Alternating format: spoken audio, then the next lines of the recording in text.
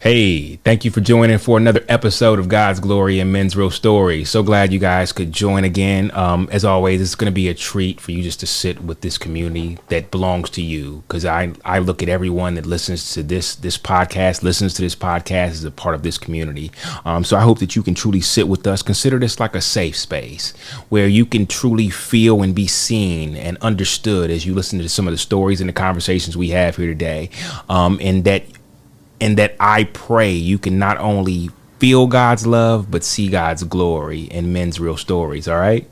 So as always, I have a special guest, and I'm excited about the gentleman that I got to bring on today because, you know, we've served a couple times together. We've seen each other, you know, and working through our church, doing different things, and we've bumped into each other a couple times. And as always, he's always, you know, trying to get me to help in the ministry that he's in, which is in the prison ministry, which I'm gonna have him talk more about, explain. But I'm excited for him to be able to join me today.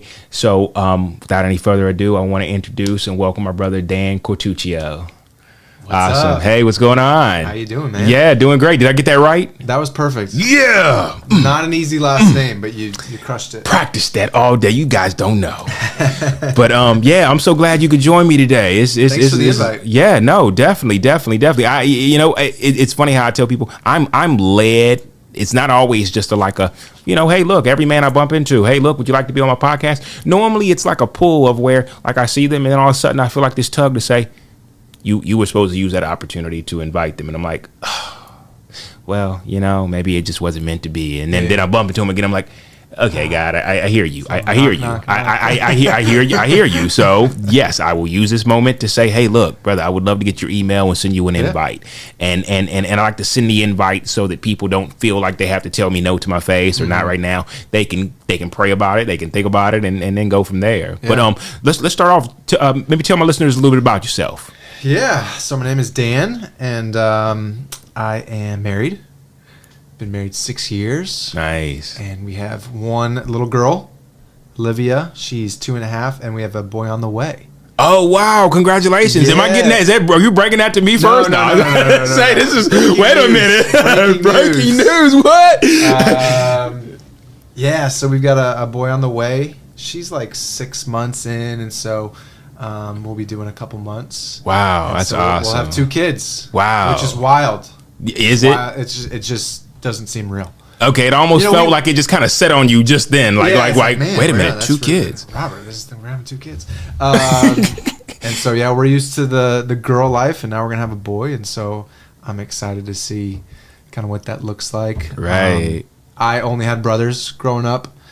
And so when we had Olivia, that was shocking. Right. I never lived with a girl. Right, you know, and right. I'm supposed to raise one. So we'll see how the boy goes. I feel like I know boys a little bit more, but we'll see. Right. Yeah, it's funny how we think we know what we're getting into until we fully get into it, and then you're just like, okay, wait. Where's the manual? Yes. Where's the manual for this? Like, it was crazy when, like, you know, you have the kid, you're in the hospital for a couple days, and then they just say, all right, see ya. Right. And you just go home with a kid. Wait, are you guys coming with me? Like the lady that stayed the night with the baby? Can they come too? She was really good. But no, you just take the kid home and the little carrier, and that was it. Right. No manual, and so you're learning on the fly, and so we'll see how number 2 goes, but we're looking forward to it. Nice. Good. And I'm on staff at Elevation Church. Okay. And I've been on staff for almost 6 years, and like you said, I oversee our prison ministry. Mm-hmm. And really, really excited about what God's doing in the relationships that we have in prison facilities, and we're growing it and we're building it. And so, a little bit about myself. Wow. Okay. Well, cool. No, that's Chiefs awesome. Fan. And, I'm wearing this. Yeah. We can't overlook that. I can't. I'm sure that was the first thing everybody noticed. The second the camera kicked over, like, oh, okay, all right, we got it. Chiefs I mean, fan. he's fresh off of a Super Bowl win. That's I mean, right. He probably slept in that shirt last night. He probably hasn't taken it off. He was nice enough to take the helmet and everything else off, but he's not going to lose the shirt. Shoulder pads came off, but shirt stayed on. Awesome. Well, no, like I said, man, this is truly an honor to really be able to to tap into like just a conversation, because we talk from time to time about just what you're doing over at the prison ministry, but I've never really got to like understand like who Dan is, like and what led you to the prison ministry, why the prison ministry, like why what got you to where you are now, where like just on staff with Elevation and your heart posture for the prison ministry, and like where that came from. Yeah, so I was on staff at our Concord campus. For those who don't know, Elevation Church consists of a lot of different locations, campuses. Right. And so I was on staff at Concord for a while. And there's a prison up there in Salisbury, North Carolina, called Piedmont Correctional. And I was the outreach director. And so me and my campus pastor were like, hey, there's a prison like relatively close to our campus. What would it look like? He's like, hey, what would it look like to get in there? Start building a relationship with the chaplain, and maybe one day doing church inside a prison. Right. Like, can we bring Elevation Church, our sermons, our worship into a prison? And I had never really thought about prison ministry a ton. Obviously, you see the movies and you see TV shows, and I feel like everyone's got a preconceived notion of what prison is and what it feels like, what it smells like. But yeah, we just started building a relationship. This was pre-COVID with the chaplain over there, and we did some events. And once you start like stepping your foot in there, it's a different world. Right. And I think that's like the part that drew me in a little bit. Can't bring in your phone. Like it just operates very differently than the outside world. Right. And for whatever reason, I just fell in love with it. Loved talking to the guys. Loved hearing their perspective. Loved hearing their stories. I loved what I got out of it, which is weird to say. Like, obviously, we go in to minister, we go in to provide hope and encourage these guys that are struggling. But we always felt, me and my team always felt like more poured into, because you gain perspective every time you step foot in those doors. You gain appreciation. You gain so many like values that I feel like it's hard to get when you don't go into the prison. Right. Every time you step foot into a prison, you gain this perspective and these values, and I've loved it. I've absolutely loved it. So we built relationship there, and started doing church every week, bringing Pastor Stephen Furtick's sermons in, and doing worship and doing church with these guys. So it almost felt like another campus. Right. And now we're in a second prison. Right.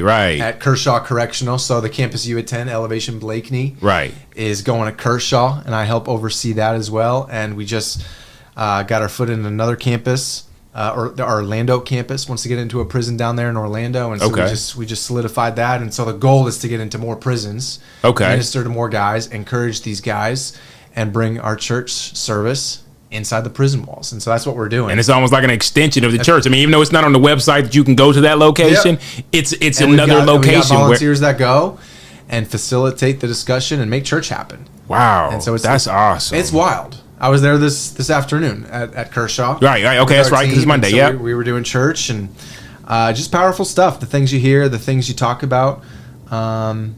It's pretty wild.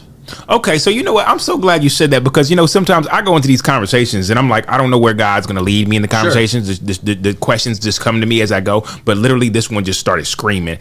And it's around what we're doing actually here, because a lot of times outside of sports, talking about football, talking about, our job, surface level and stuff like that, we don't really have conversations that are deep, meaningful, pouring into conversations amongst men. Yep. There's not a lot of that. And you said you normally feel like you leave with a blessing after sitting there understanding somebody else's perspective, because without their perspective, you're stuck to just your perspective.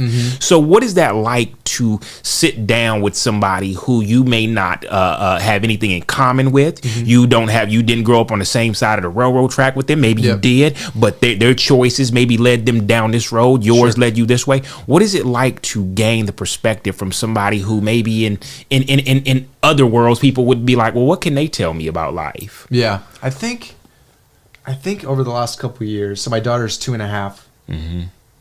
I said when we had her, I really, really understood at a better level, like, God's love for us. right? Right. And I'm sure anyone who's listening, if you're a parent, you can relate to that. Right. It's hard to put into words how much you love your kid. Right.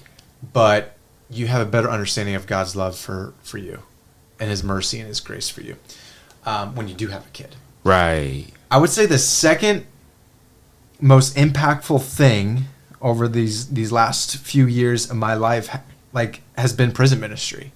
I think the grace that I've learned, I grew up in church. I don't know about you, but I grew up going to church in Connecticut. Grew up in Connecticut. But grew up going to church, Christian home. You know, I know the Bible pretty well. Right. Like I'm not a scholar, but I know. I know the big ones, John 3:16. Right. But I feel like I've learned over the last 6 months, 8 months, since we've really been diving into the prisons, I've learned more about grace and more about mercy than I mean ever before. Right. In my 30 plus years of living.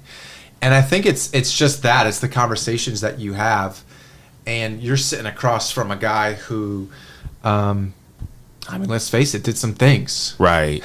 You know? Right. Some we know because they'll open up and say, I did this. And they'll own up to it and say, I'm in here for a reason. And I own up to it. And I take responsibility for my actions.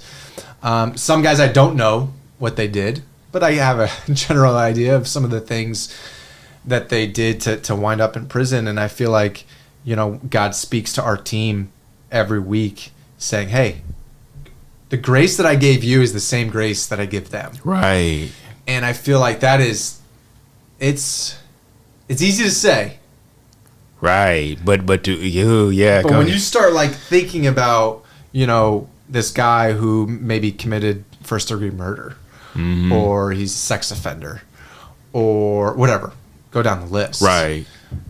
God loves him just as much as he loves me and you. Right. His grace is bigger than anything that they've done. And you're hanging out. Right. We're having a honey bun together. We bring snacks in and sodas and stuff. And so we're eating honey buns together, and I'm shaking your hand and giving you a fist bump. And it's like, I know where you've been, but it doesn't really matter. Right. It doesn't change the fact that God has put me here. And if it does change, right, then I need to look at myself, and I need to look in my heart, and I need to look at like my perspective and my thought process, because it's like, if it does change, then that's an issue. Right. Because God said, for God so loved the world. Right. And the Bible's very clear about, hey, visit these people in prison. Hebrews 13:3. Remember those in prison. Ooh. Even Jesus himself said in Matthew 25, when you visited those people in prison, you visited me. Right. And so he's very clear about setting the captives free, going to prison, visiting them, bringing the gospel behind prison walls. And if I have a hard heart towards that, then I need to check myself. And so I've learned a lot. Every time I leave the prison, like, I'm just grateful for the perspective and what I'm learning about grace and what I'm learning about justice and what I'm learning about love and all these things. Right. They're there for a reason. Right. They're serving a sentence. But there is this side of humanity. Right. That our volunteers have to have. Right. You know? Right. You're talking to a guy who hasn't seen his daughter potentially in 10 years. Okay? Doesn't change what he did. Doesn't change. I mean, there's consequences, right? Right.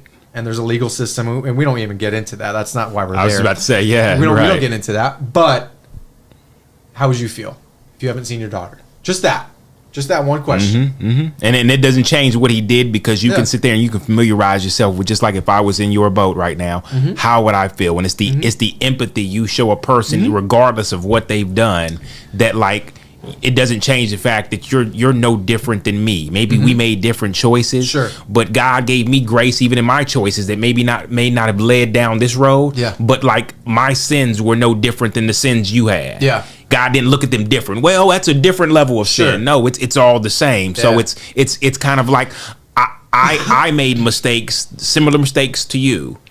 And regardless, I have empathy to understand what it would be like to not be able to hug my daughter, not to be able to go home today and talk to my son, or be able to share with my son some of the things that I've been through. Yeah. And so I don't take that for granted. Yeah, and so we're learning that. I'm learning that. This you mentioned empathy. That's not it's not my strong suit. Empathy. But we're learning how to empathize. We're learning how to humanize. I think that's the big word we throw around when we are building the team and we're recruiting. It's like, hey, just like humanize the situation. Right. Okay. Because when you first go in there, I mean, they almost, the way you got to put your phones away, the way it's almost like you've stepped into a different world. It's a different world, man. Honestly, sometimes if you go into it with the perspective of what you've seen on TV, you can be sucked into like, well, wait a minute, I don't have anything in common with these people. These guys aren't human. And there's a lot of people that couldn't do what you do because they look at those people as less than. Sure. They wouldn't be able to look them in the face. It's the same way as I say, people sometimes will pull up at a stoplight and won't be able to look at a person who's lost it all in the face because of how they would feel or what they may be convicted to do. Yeah. And so a lot of times, if I don't look at you, if I don't look at you as a human, then maybe I can feel better about the fact that this doesn't seem right. Sure. What you did was wrong, instead of looking at like, no, I made mistakes too. Yeah. And God gave me grace, and He forgave me, and He forgave you too. Yeah. And it's a matter of like, because this was a big one for me, in that we sometimes stay stuck in what we did and continue to see ourselves based on what we did instead of seeing ourselves the way God sees us outside of what we did. And that's a hard one, especially for men, because we have a hard time forgiving ourselves for and that's probably the biggest thing that comes up. Even today at Kershaw, that was like the theme of the conversation I had with one of the guys. Is like, yeah, I know God forgave me, but I can't forgive myself. You know, for what I did 12 years ago, potentially. Right. 25 years ago. Right. And they live in that. Right. No, I talk to a lot of men that are like that. Yeah, they can't. Every day, that's all they think about. All they have is time. And so they think about, man, I wish I'd done that differently, or I wish I didn't do that. And they can't get past it. So and of course I don't know how the message is always shared, but has anybody ever looked at it from like a perspective of like, all right, so if God forgave you, like of all people, now I get it, maybe humans can't forgive you, maybe people who can't get past their own feelings to forgive you, but if God can forgive you, a God of all people, how is it that you can't forgive yourself? And I know that's like it's a great question, but it's like imagine that now. The person who saw you when you were going to do it, they saw every act of it, even the stuff that people don't know of. He forgave you for that sin. Yeah. He doesn't hold that. More importantly, he doesn't hold it against you. Sure. It's not like he wrote it on a card and was like, well, don't forget about this. Like, fine. No, like he's like, and the crazy thing is, it took me to read in Corinthians about how God loves us, and the way He loves us, and that He doesn't hold our faults against us, and it was just like, yo, like imagine somebody that loves me that way and forgave me for the things I've done, and told me, more importantly, that's not how I saw you. I didn't create you. No, I created you knowing that would happen, but that's not what I created you for. Yeah. So as soon as you can get past maybe this piece of the struggle of what holds you captive, then you can see yourself the way I see you. Yeah. Even behind bars, to do what I've called you to do. And some of the guys to that point, like, they're serving a long sentence. But some of them are free.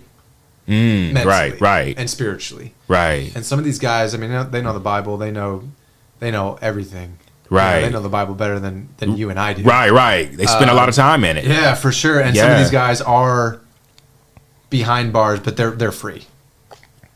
And then you see the guys that aren't, just like out here, right. Ooh, I was about to tap into it, but I was like, oh yeah, I'm gonna let them. I mean, just like out here, there's people that mentally are free, they're good.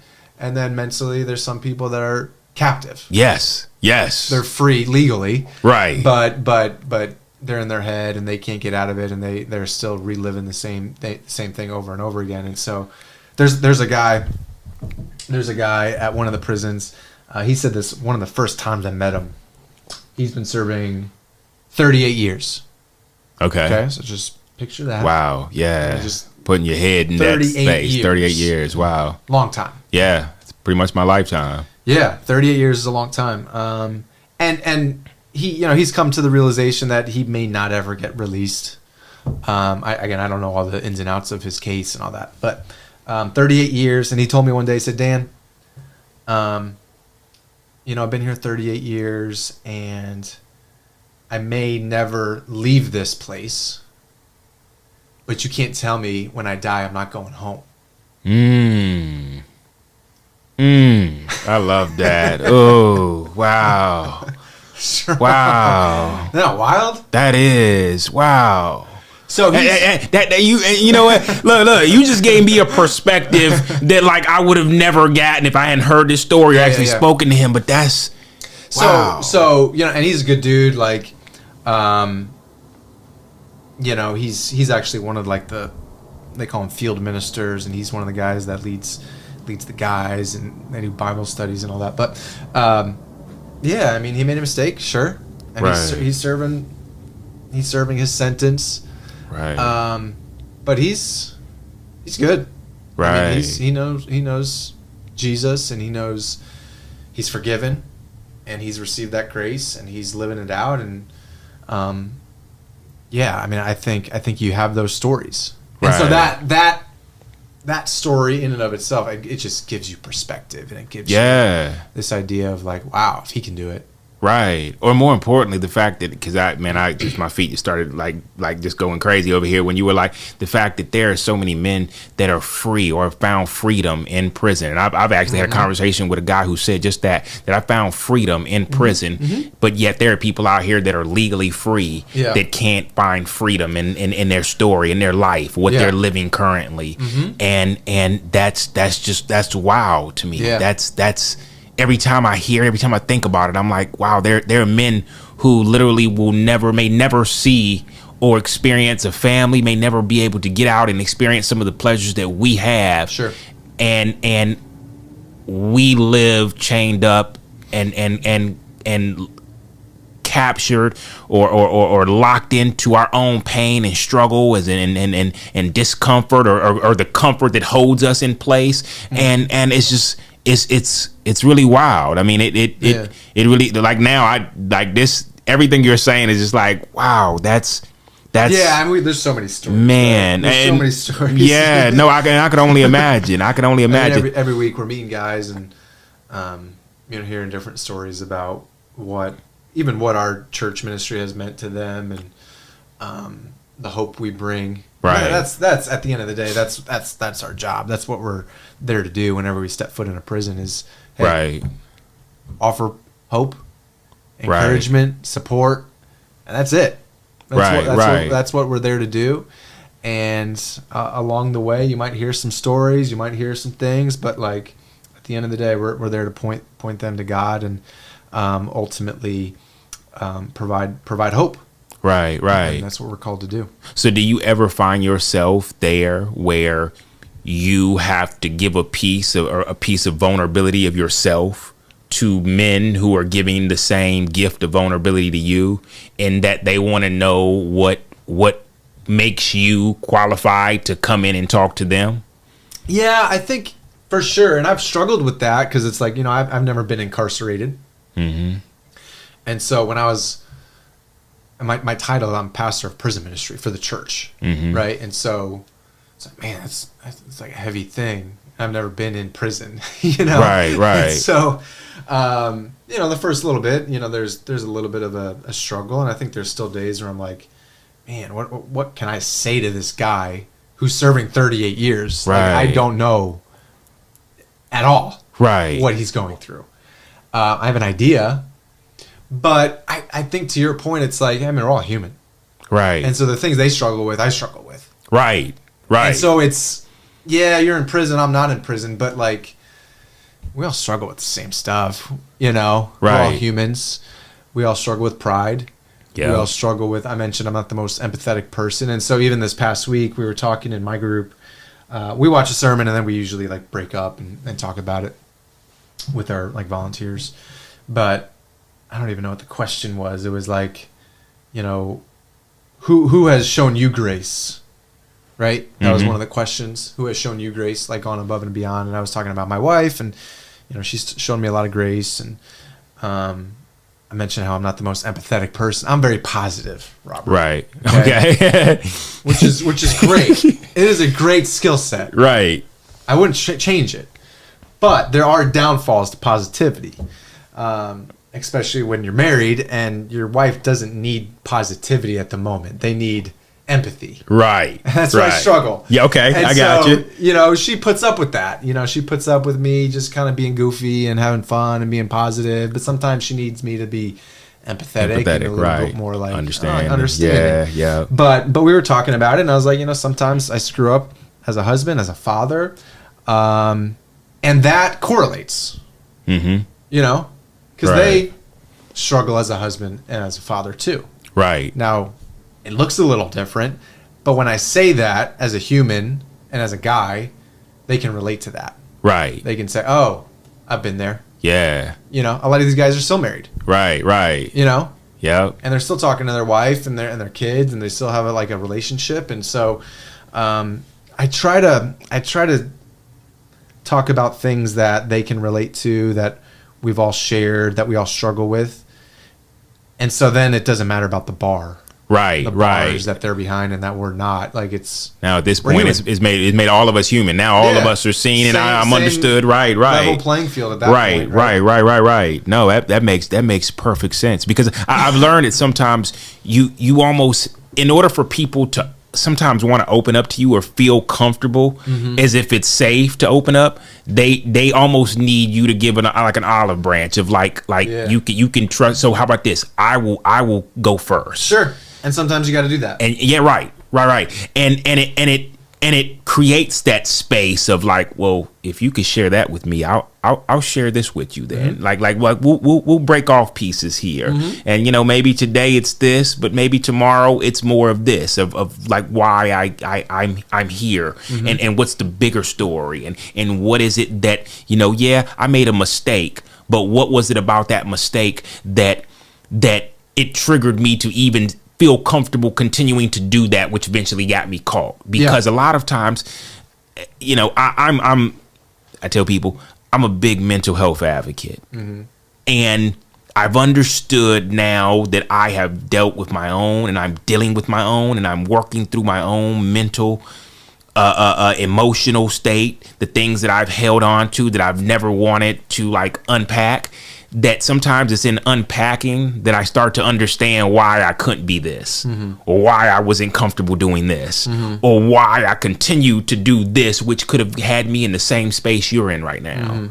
If things had gone differently, maybe I would be sitting right there with you. Exactly. But because we don't feel comfortable as men sitting with emotions and feelings, because we're scared. For one, we might cry, and I can't cry.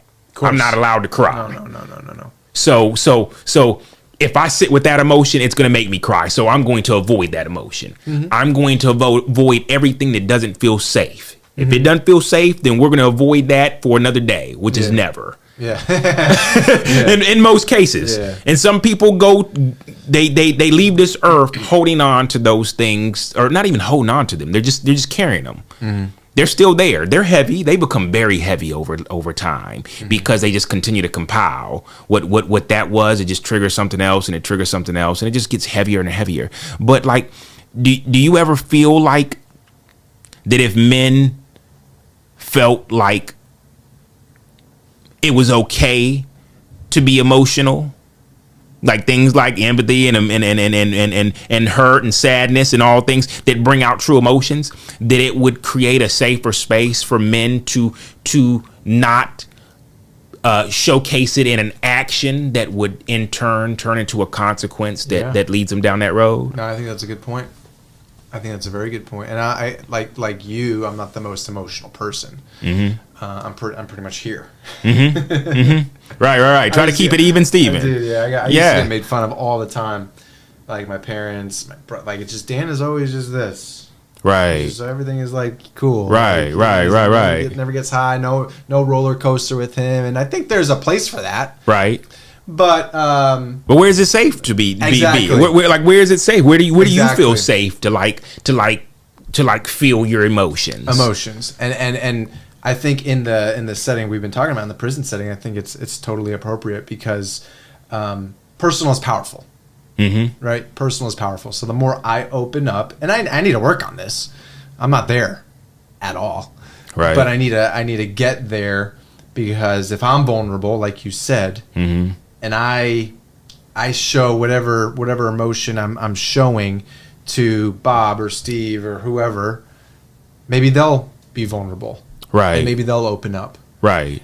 And you're right. If 20 years ago they opened up instead of going down the route that they went, maybe they wouldn't have ended up in prison. So right. I think there's validity to what you're saying. It's saying, if I were to open up and share my feelings and processed it differently. Right. That's it.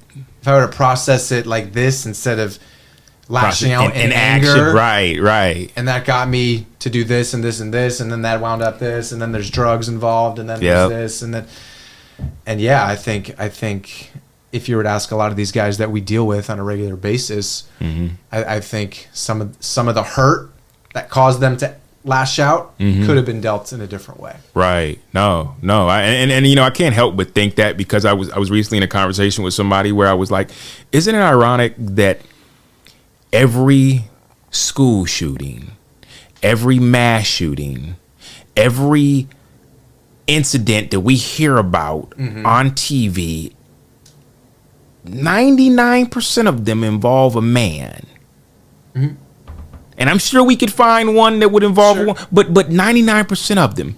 But it's the same men who have always been told that you don't feel, and that we don't feel emotion. You hide it, and so you hide it. But the problem is that with emotions, it's there. But instead, if you can't put it into words, it showcases in actions, and it comes in, and everybody's different, so everybody's actions are different. Like I may feel like, because this hurts me so much, I have to be a bigger guy, so I have to beat on people, because I was always bullied, or because of this, I now have to seek comfort, and I was always abandoned, so now I have to run to people to make sure there's always somebody around me, and if they're not, or if they're leaving me and I feel abandoned, then I go into attack mode or survival mode. And so a lot of us are left in survival mode because we don't want to feel, because we were told you shouldn't feel, but then I got to survive life with this, and I'm trying to juggle it. I'm trying to keep it together.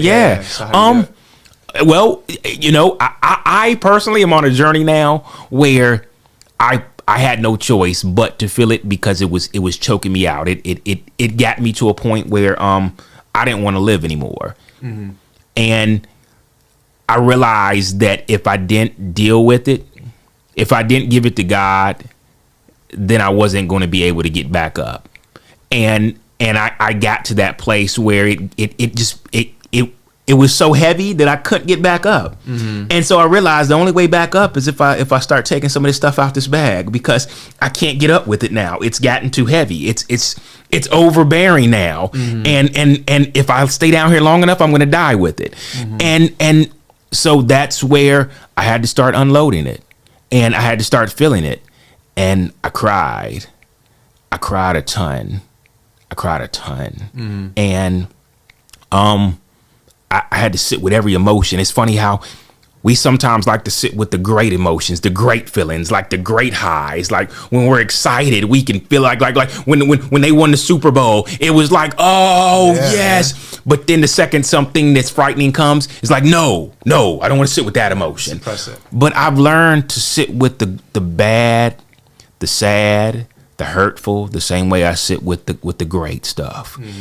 And the same emotions I have for the great stuff, I dig deep to feel the same feelings I have with the sad stuff, because the longer I suppress it, the longer it controls me and it holds me captive.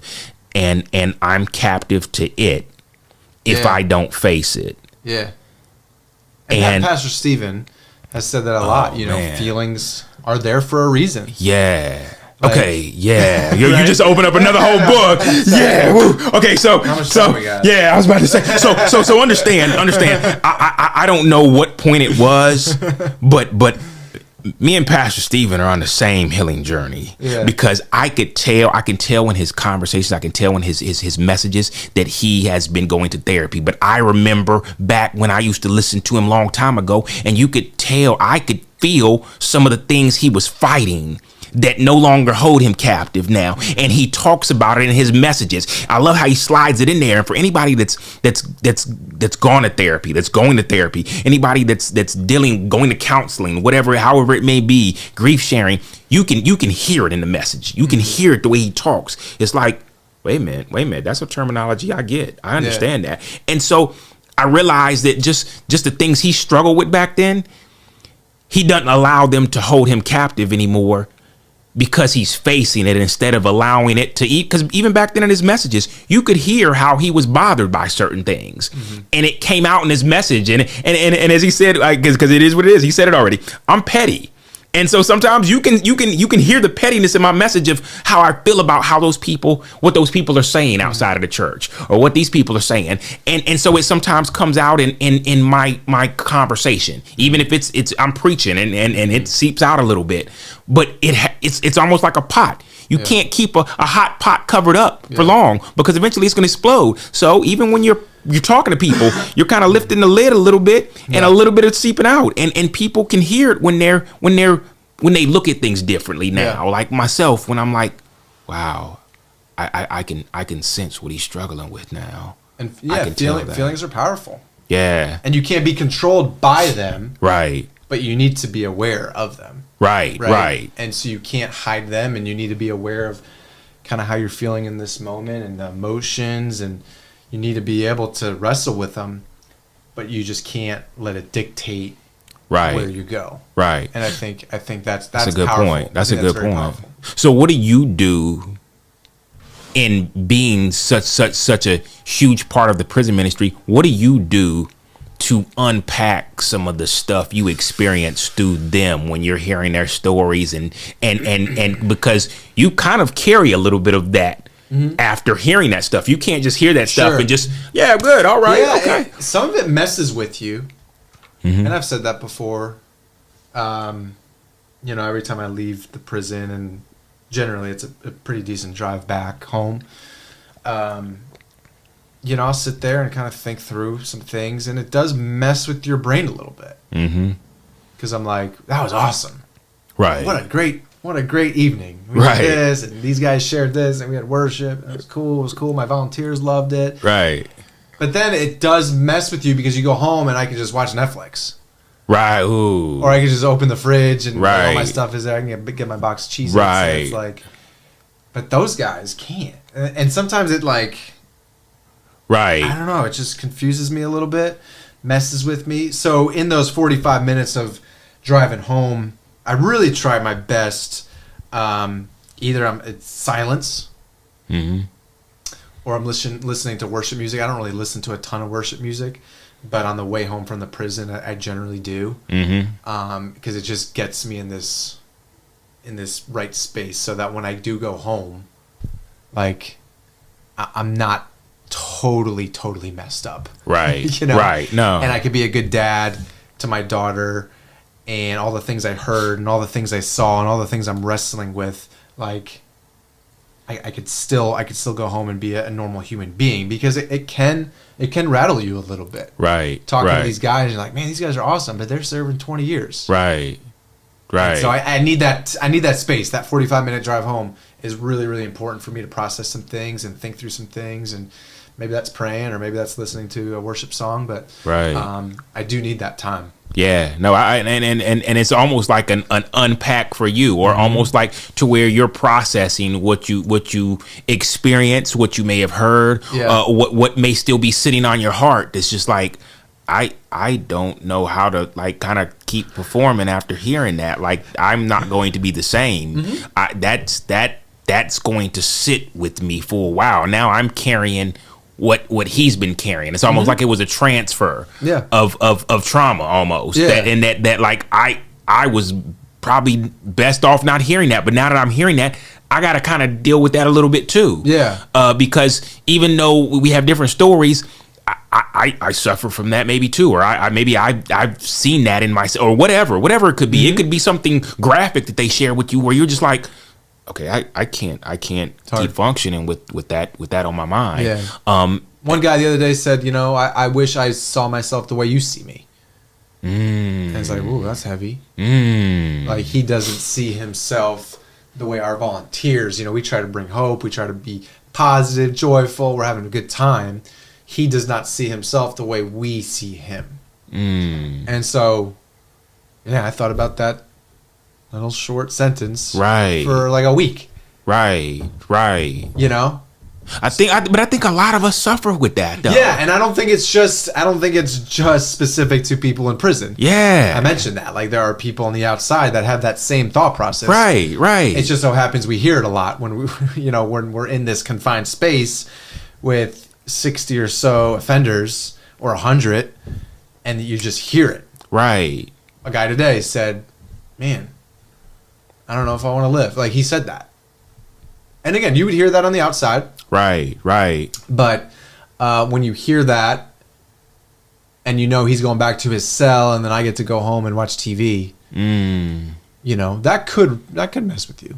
Yeah. That could mess with you a little bit. If you're not careful and if you're not like, being proactive about processing those emotions and processing those feelings and getting the word and having the conversations with people. And, I try my best to have these conversations with my friends and coworkers and family, and so I could process it a little bit. Do any of those men ever see like and I don't even know if they would call them therapists or counselors there, but like just people that can help them through like the just the whole mental aspect, the mental health aspect of things, with the things that they're still fighting. Yeah. Even though they have they do. And certain facilities are going to be different, right? With different programs and different features and whatnot. But yeah, a lot of the guys that we talk to have access to that sort of stuff. Right. And some of them take them up on it, which is great. And there's also chaplains available that can help process some of these things. You got to think about these guys losing a loved one. COVID was tough. Yes, for everybody. COVID was tough for everybody. Yes. But they didn't have they didn't get to at least speak to those people or see them beforehand. Visitation was like totally off. And so you're not seeing anybody. Right. And if a family member dies, you can't go to the funeral. Right. And so you don't there's no closure. And so there's the grieving part, which is important, is kind of like taken away. Not that you have to go to a funeral to grieve, but a lot of people connect grieving with the funeral. Like if I don't get to see them off, there's this closure, then I can't. This connection, and and so I think that's tough. Yeah. I think the guys that are proactive about bettering themselves and rehabilitation, that's a big buzzword around prison ministry, but the guys that want to get better, they can, but you got to seek it out and you got to work towards it. So you got to be in religious programs, you got to be in educational programs, whether it's mental health, counseling, therapy, schooling, whatever it looks like. A lot of that stuff's available. Right. But will they put the time in and effort in? That's another question. Well, the crazy thing about it is half the time a lot of people look at the time they have as they have all the time in the world because they don't have to do all the things we do. But yet, even with us, we're not like for instance, how many prison ministers are there within Elevation? Are you the only one? Or are you the main one? So yeah, I oversee it, and then the 3 facilities we're in.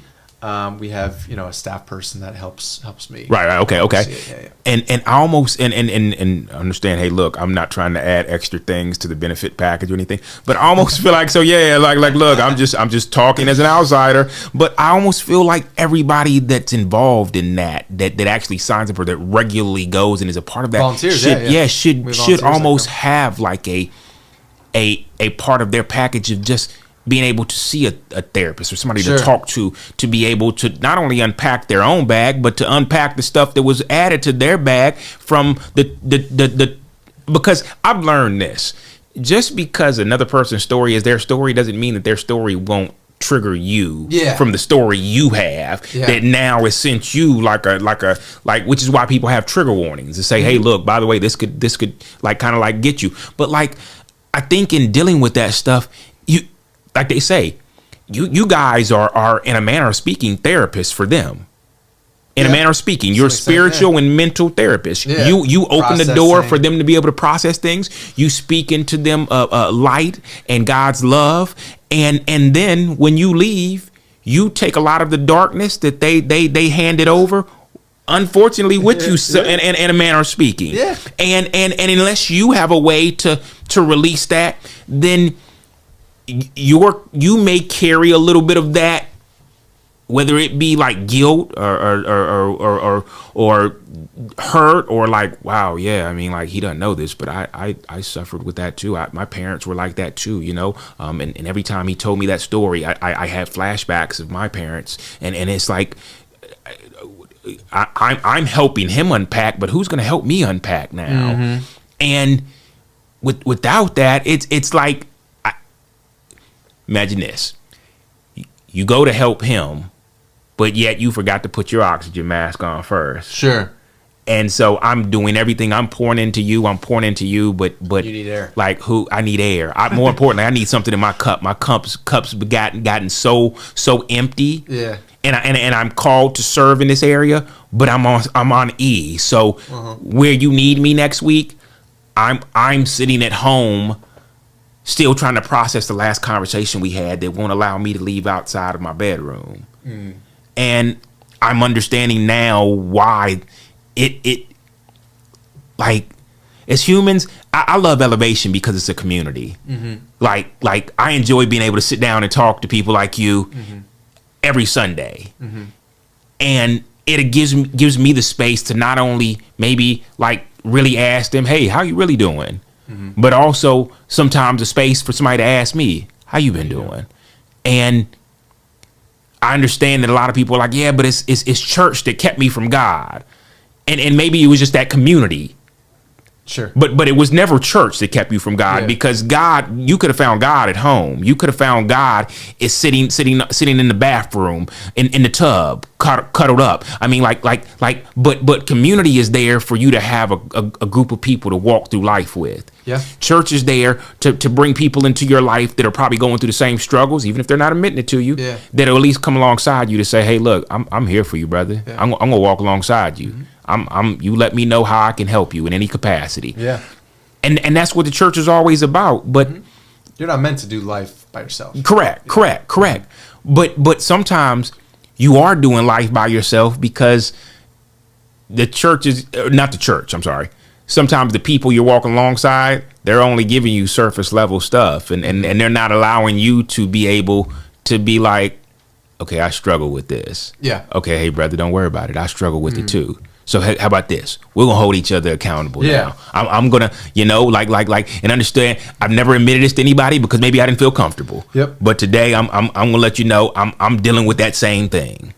It's this whole idea of Me Too. Yes, the Me Too movement. I talk about that all the time here. I struggle with it too. Yes. And there's power in knowing, oh, I'm not the only one who's, correct. I'm not a lunatic. Like, right. You struggle with this too? Okay. Yes. So I'm not crazy. Right. A little bit of grace. Right. But more importantly, I got a partner now. Yeah. And there's comfort in that. And there's comfort in that. Yeah. That's what this is all about. That's what this community is all about. Mm-hmm. And bringing comfort to people, knowing that, like, so I'm not by myself. What you're telling me is I'm not by myself. Yeah. And so in knowing that you're not by yourself, now it's a question of, okay, so what are we doing now? What are we going to do about it? What are we gonna do? We just gonna survive this and like sit up against each other, and we just gonna survive this and fight off everything we can, or are we gonna? What's your plan? Well, I don't have a plan. All right, well, my plan is to go and seek some help. All right, well, how are we gonna do that? Oh, well, there's a bunch of different resources. I mean, but it takes somebody to go do it, or we just gonna both struggle through this. I mean, we'll be together, but we're gonna struggle through this together. Yeah, but there's got to be an action step. There's definitely got to be an action step, and it's going to be a scary action step because it's going to require change. Yeah, and change is scary. Change hurts. Change hurts. Growth hurts. Yes, going to the gym hurts. Right. But you won't get anything if you don't like step into that uncomfortable space of like. All right, and then this, and I probably should. I tell people I'm gonna get this tattooed on my body, but one of my biggest. My lines that has propelled my growth was when the pain of change, when the pain of change. What is the line? I don't forget it now. Well, when the pain of staying the same is worse than the pain of change, then that's where the change starts to happen. Sure. When you're fed up. When you're fed up with who you've been and what you've been dealing with and what you have just held on to and the comfort of it. And when it gets so bad that you just hate what you're sitting in, that's when change happens. But I've experienced so many of my grandfather and men I've known that just die with it and just say, yeah, I went out like a warrior. And it's like, is that really the... But did you go out like a warrior though? Like, is this what warrior life looks like? Because I don't want it no more. I can't live up. I feel like I was stronger when I stepped into growth than you guys. When that's not to take anything from my grandfather, but I can't go out like that. I can't. I can't. Not if you're going to give me another option. I could see if there was no other option. I mean, in his time, this mental health wasn't a thing. It wasn't talked about. So he did the best he could with the times that he was given. Yeah. But I think now it's like, but you know. There's so much at your disposal at this point in time, in 2023. And so it's, you have no one to blame except yourself if you don't take that action.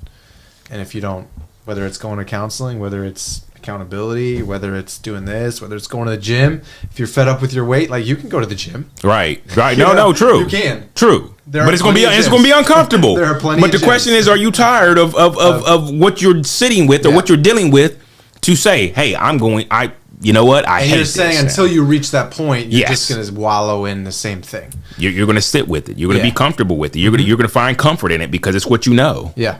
Yeah. I think that's brilliant. No, yeah, I mean, whether it's brilliant or not, it changed my life. I know it changed my life. I'll put it this way: this table wouldn't exist. Yeah, this room wouldn't exist if it hadn't gotten so bad that I was like, I'm done. I hate me, and that's a strong word. I hate me so much that I can't keep doing this because something's got to change, or else I'm gonna give up. Yeah. And that's where I got to. I got to the point where I was like, I'm giving up. And God was like, well, actually, there's another option. Yeah. And the question is, do you trust me? Do you trust me? He threw me a life preserver and said, if you trust me, if you walk with me, then watch me work through your pain to help you find light in everything. And make sense of a lot of the things that you had to endure that I'm going to make sense of now and speak from your hurt and your pain into other men. Yeah. And that's why, like I said, that's why I was attracted to what you guys were doing in the prison ministry, even though I don't know how I'm going to make it work to do that, to really be able to dig into that. But you heard it here, guys. You heard it here. You heard it here. I'm going to find a way, even if I have to work through my job to say, hey, look, y'all gonna have to give me some grace to be able, because I know that God has called me to speak to men, and he's given me a story, and he's given me a lot of pain that I had to give up to him that I still can recall and talk about, because speaking about it and not through it has allowed me to be able to reach other men to say, you don't have to keep carrying that. You don't have to. And that story will help someone. Correct. Your story will help someone. Well, yeah, every person I mean, that sits here, I feel like like what you shared today is going to help someone. Yes. They're going to hear this and be like, so I so. don't have to keep. Yeah, no, I can promise you. I can promise you. Every episode has at least one viewer. At least one. I feel like God has led that one viewer to say, hey, this is the episode for you. So just know, Dan, and stories are powerful. Yes. That's, we say that a lot at church. It's like, you can't argue with stories. No. You can't. And sometimes you can, with metrics and numbers and data, you can find a stat that always works for you, right? Especially in sports. Right. They're the best team yeah. in the second half of at these games when it's 4:00 at night and on ESPN, it's like, right. We're gonna break it all down statistically. If they do this at this point at this time during the second half, jerseys, right. At night at this stadium when it's after 8:00, it's like, oh, they're really good. Yeah. Well, no, they're not really good. We just found a stat that works. Right. But with stories, it's hard to argue stories, like personal stories from people, testimonies. Right. Well, I mean, what you're doing here, this platform of sharing stories about what God's doing in your life, like you can't argue with that. Right. So you can't argue with someone's story and their testimony and what God is revealing to them. And so it's powerful. When you share your story, that will help someone. Right. Someone where you are now, they want to be in a month. Right. Or in 6 months, right. Or a year. And so hopefully your story will be able to kind of bring them closer to whatever it is that they need. And truthfully, I appreciate you bringing your story, but not only your story, but the story of a lot of men that may not ever be able to sit down at this table. Yeah.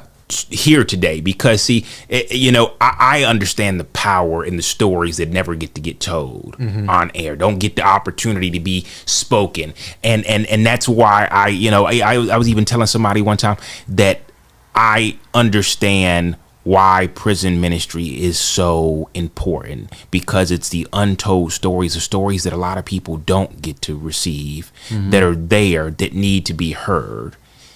Because a lot of times those guys are still processing their stories, but their stories can give hope to somebody who's either walking that road. I mean, I know we all used to see the show Scared Straight and stuff like that, and that's not what I'm talking about. I'm talking about more so the men that want to sit down and tell you, okay, look, I get it. You think life is you're doing great right now and nobody can touch you and you're untouchable, but understand I thought the same way one day. At one time I was untouchable, and I was untouchable for a long time, and every time I got through and I did something and I didn't get caught or anything, it just kind of reunited that I was untouchable. But at a certain point, everybody can be touched, even if God himself has to break the situation that you're in to allow you to look back to him. And even if that's in a place where, hey, look, you have nowhere else to look but four walls that are around you that are all gray, you're going to eventually look back to him to say, all right, I lost my way.